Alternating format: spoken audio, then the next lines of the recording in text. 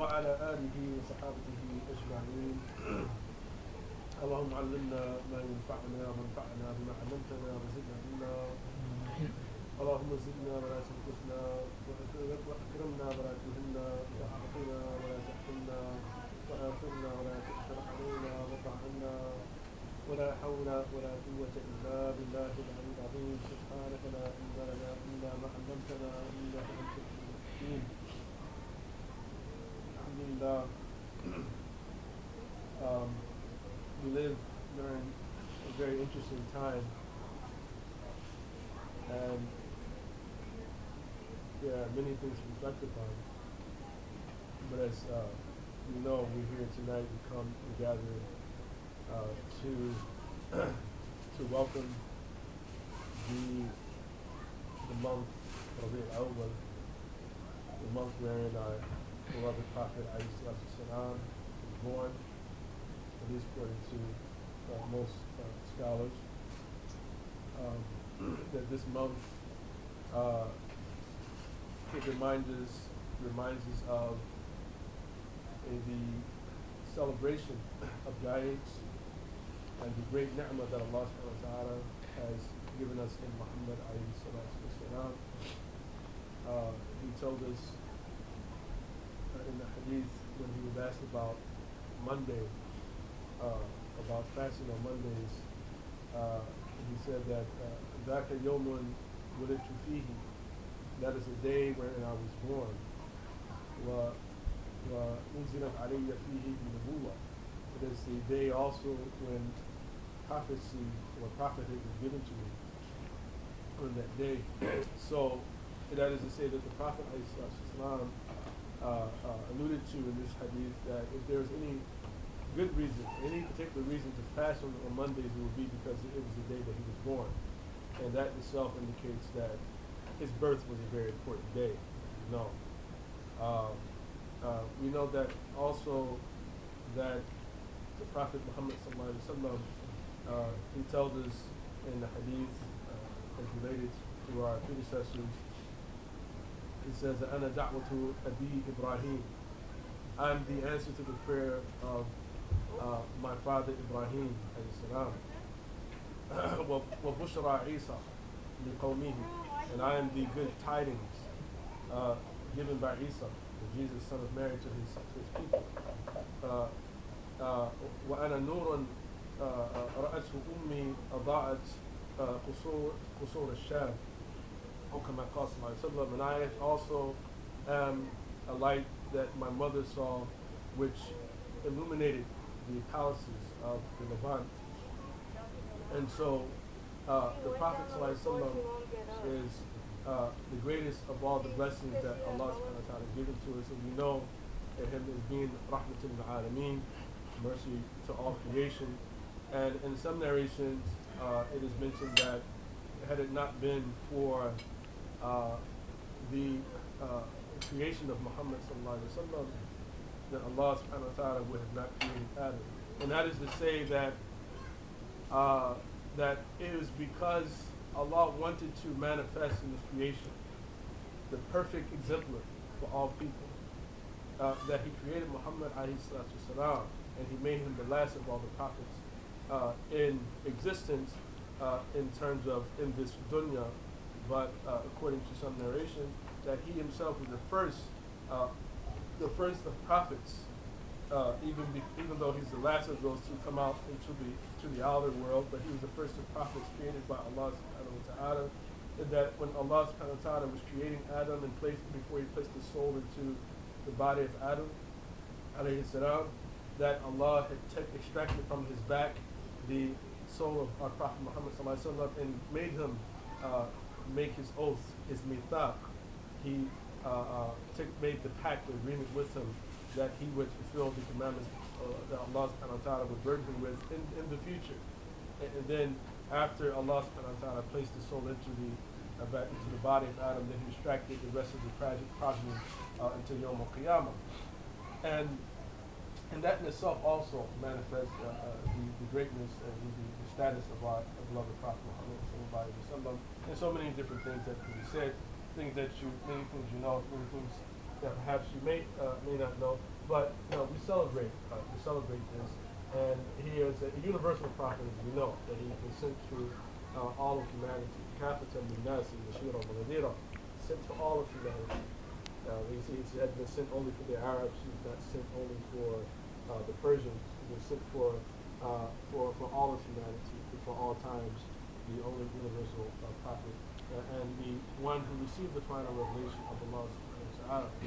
The times are also interesting, as we know, because there's some significant events happening in the world today. We've seen what happened in Tunisia with the revolution, I guess we can call it that right now, what has been called a revolution, where a dictator was ousted and deposed, and you see now what's happening in Egypt, and there's fear, of course, of a lot of these similar protests spreading in places like Jordan and Syria and Yemen. But very interesting times. Most historians that you talk to or listen to today will tell you that this is a very spectacular and interesting time to be living because of the great potential of what this may mean for many people. A lot of the major countries are really watching these events very closely. Even China, for instance, is very concerned about what may happen and might be the outcome of the situation in Egypt. And we don't know where the good lies in all of this. But I do think that reflecting upon a couple of hadith would be of some good for all of us. There's one hadith that comes to mind, and that hadith is one related by Ibn Majah in the Sunnah, where the Prophet ﷺ had come upon he approached the Muhajirin. The Muhajirin were gathered, and he approached them and he said to them, Ya ma'ashar al-Muhajirin, خمس خصال إذا ابتليتم بهن وأعوذ بالله أن تدركوهن, that, O ye company of Muhajirin, of the migrants, there are 5 traits that I fear, or I take refuge with Allah that you not be tested with them. And so he goes on to say, لم تظهر الفاحشة في قوم حتى يعلنوا بها إلا فشا فيهم الطاعون والأوجاع التي لم تكن مضت في إسلافهم الذين مضوا. That no people or فاحشة لم تظهر الفاحشة قط, that indecency has never spread amongst people to the point that they start to practice it publicly, except that they are visited by plague and other forms of illnesses or harms that had not existed in previous nations. And then he says, وَلَمْ يَنْقُصُوا الْمِكْيَالَ وَمِيزَانَ إِلَّا أُخِذُوا بِالسَّنِينَ وَشِدَّةِ الْمَؤُونَةِ وَجَوْرِ السُّلْطَانِ عَلَيْهِمْ.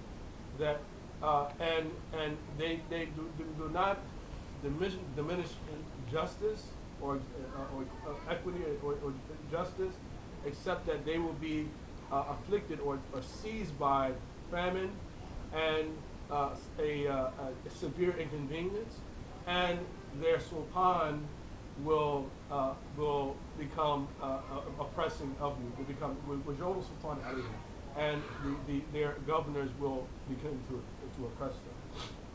And then he says, وَمَا مَنَعُوا زَكَاةَ أَمْوَالِهِمْ إِلَّا مُنِعُوا الْقَطْرَ مِنَ السَّمَاءِ. And none of them will ever deny the payment of their zakat on their wealth, except that they will be denied rain from the sky. وَلَوْلَا الْبَهَائِمُ لَمْ يُمْطَرُوا. Had it not been for the animals, they would not be given a single drop of rain. And that is to say that in certain situations, it may be that the rain that people receive is only because Allah subhanahu wa ta'ala wants to show His mercy to the animals, not for any other reason. And then he says, وَلَمْ يَنْقُضُوا عَهْدَ اللَّهِ وَعَهْدَ رَسُولِهِ إِلَّا سَلَّطَ اللَّهَ عَلَيْهِمْ عَدُوًّا مِنْ غَيْرِهِمْ. And they do not breach the pact that between them and Allah and between them and their messenger, except that Allah subhanahu wa ta'ala will give authority over them to an enemy from other than their stock. فَأَخَذُوا بَعْضَ مَا فِي أَيْدِيهِمْ. And then that person or those people will take a portion of what is in their hands, in their possessions, take from their wealth. right? And you reflect upon and think about this, oils and natural raw materials and things like that. It does happen, right? But then he says after this, وَمَنْ لَمْ تَحْكُمْ أَئِمَّتُهُمْ بِكِتَابِ اللَّهِ وَيَتَخَيَّرُوا بِمَا أَنزَلَ اللَّهُ إِلَّا جَعَلَ اللَّهُ بَأْسَهُمْ بَيْنَهُم.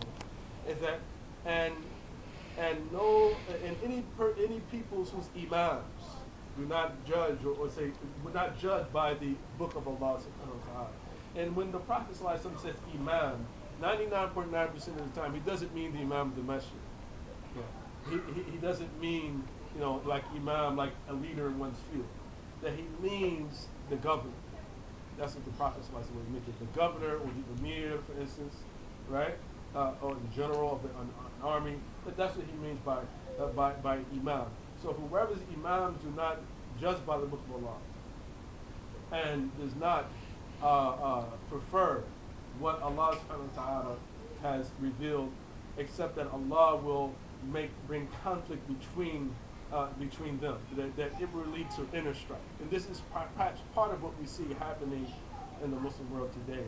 That you have, on one hand, a group of people, citizens themselves, who yanqusu al-mikyal min-mizan, people who they have diminished the balance itself, injustice itself, individually amongst one another, such that Allah subhanahu wa ta'ala has placed over them or has afflicted them with some degree of famine, some degree of inconvenience, and also has led their sultan to be unjust and tyrannical in their regard.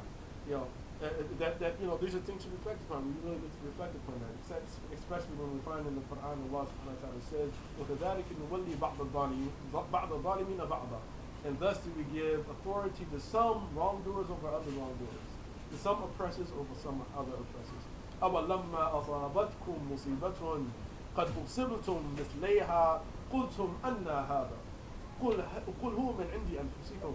In one verse, Allah says, is it that every time an affliction comes to you, when you have already yourself committed an affliction of twice the amount, that you say, how could this happen? How could such a thing happen? And then Allah tells the Prophet, say it's from you. It's because of what you've done. It's from yourself. This is why. As you are, so shall be those who are given authority over you. Yeah. And so Allah subhanahu wa ta'ala, He punishes people collectively at times. And not everyone who's punished is guilty, as we know. At times, many of those people are innocent. And this is not to say, we don't want to say that every time we see this, that it's only because people are guilty of something. Because we don't want to remove that idea that it's about the Muslims, they're oppressive, and that's why Allah subhanahu wa ta'ala is giving them a tyrannical ruler. It's not necessarily the situation, because what about what the children done, to deserve that? What are the innocent people, other people do? Well, but the Quran tells us, it teaches us, وَاتَّقُوا فِتْنَةً لَا تُصِيبَنَّ الَّذِينَ ظَلَمُوا مِنكُمْ خَاصَّةً. That we take guard against a tribulation that would not afflict only those who do wrong amongst you. It won't afflict only the oppressors. Why? Because the oppressors are the reason that the punishment may be descending. But those who refuse to do inkar, those who refuse to enjoy what is good and forbid what is wrong, when they refuse to do that, then Allah subhanahu wa ta'ala يَعُمُّهُمْ بِالْعَذَابِ, that He also includes them in the punishment. As for the innocent and the children and the animals, those who die also, that perhaps this is simply a mercy. In the same way that it was a mercy for Allah subhanahu wa ta'ala to have a Khidr alayhi salam to take the life of that young boy mentioned in Surah Al-Kahf. أَقَتَلْتَ نَفْسًا زَكِيًّا. When Musa asked him, have you killed an innocent soul? Then Khidr, later he tells him, he said, that Allah saw that if He would allow him to live, that he would become oppressive to his parents and a burden on his parents, and Allah wanted to يُبَدِّلَهُمَا خَيْرًا مِنْهُ, that Allah wanted to replace him with one better than that child. So we never know where Allah's mercy is. We don't know. But at any rate, these are some things to reflect upon in terms of that when we find ourselves in a situation where we are at the receiving end of some tyrants, you know, right, then we do need to first and foremost ask ourselves, what have I done wrong? What have I not made Tawbah from? What have I not made Tawbah from? And then lastly, there's a narration found in the Jami' of Imam Tirmidhi, where in this particular case he talks about, instead of 5 traits that we need to be concerned about, he mentions 15, where in this particular case he said, إِذَا فَعَلَتْ أُمَّتِي 15 خَصْلَةً حَلَّ بِهَا الْبَلَى, that once my ummah commits 15 things, then tribulation will descend upon them. Tribulation will descend upon them. And so he begins, he says, إِذَا كَانَ الْمَغْنَمُ دُولًا, said, when material gain becomes be circulated amongst just a small number of people. لكي لا تكون ذلة بين أغنياء منكم, like in Surah Al-Hashr, you know. And so this is the situation in the world today, that wealth is amassed into the hands of just a few people, right? You know, the people that monopolize all of the wealth of the world. You know, and this is happening not only in the non-Muslim world, but in the Muslim world too. إذا كان المغنم ذولا والأمانة مغنما, and when a trust becomes a source of material gain also, and that is to say that there are those people who have been placed in charge of certain people's wealth, and they're supposed to be responsible for guarding that wealth and securing that wealth. But at some point, what happens? The person says, "You know what? This is mine." You know, and we've seen this situation. Think of, you know, Madoff, and we think of, you know, Madoff with all the cash and people like that. You see that, you know, the people's whole life savings, so just taken away. They wiped out just like that. You know, your retirement benefits, your 401k, is gone. You know, إذا كان مغنم دولا والأمانة مغنما والزكاة مغرما, and when zakat becomes a form of indemnity, that you see it as a form of a bill, for instance, you know, that it's a debt that you owe in such a way that it's a burden. You know, that people have a lot of wealth and they don't want to pay zakat. You know, and we just heard the hadith. The people don't deny zakat except that Allah subhanahu wa ta'ala, He causes the rain not to descend. You know, and had it not been for the animals, then He would not give them any rain. You know, so zakatu maghrama, and then he says, وَأَطَاعَ الرَّجُلُ زَوْجَتَهُ وَأَقَّعُ أُمَّهُ, and when a man obeys his wife and disrespects his mother. Obeys his wife, disrespects his mother. Not that there's something wrong with obeying your wife sometimes. But the point is that there's a comparison there. There's a comparison, you know, that you can't obey your wife and disrespect your mother. That's sort of backwards. You know, you're supposed to be obeying your mother and not disrespecting your wife. But it's understandable, you know, when you find the situation of a man is disrespecting his wife. You know, it's kind of common amongst a lot of people. But that's not the point. The point is not to say that it's not okay to do some things that your wife will actually do sometimes. But the point is that this person has confused his priorities. You know, and then you have the wife over the mom. Right. Yeah. وَبَرَّ صَدِيقَهُ وَجَفَاءَ أَبَاهُ. Yeah. And then, and when a person shows kindness to his friend and is harsh to his father. Kind to his friend, harsh to his father. There's a lot of people who are very harsh to their fathers because their father has never been part of their lives. And then they grow older and they find out they meet their fathers for the first time. And they say, well, who are you? Who are you? Get away from me. I don't. But it is a sign of the hour that we see that.